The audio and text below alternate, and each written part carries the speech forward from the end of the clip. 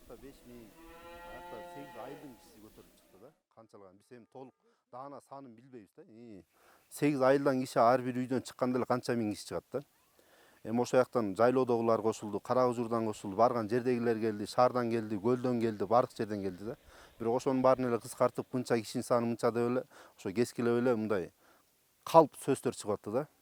Биз WhatsApp менен, ушу интернет менен толук видеолорду көрсөтөй эле элге толук маалымат жеткире элсек, ошол интернетти 2 күн өчүрүп салды. Эгер дагы ушундай дальнейший элди тынчытып, дагы күчөтүп, ушундай кайра фабрикаларды иштетип, кайра суруп, Кытай менен иштей турган болсо, бул эл мындай айтканда эл буга каршы. Анда бул жерде чоң эле согуш чыгат да. Эч кандай бул жерге бизге Кытайдын кереги жок. Биз ошол жерде мисалы Кытайлардын жанагынча канча миң киши өлүп калмак. Бул жерде эл каршы, бул жерде чоң жаман нерсе болуп кетет да. Ошон үчүн тынч эле дипломатиялык жол менен эле чечип койсо эл болду.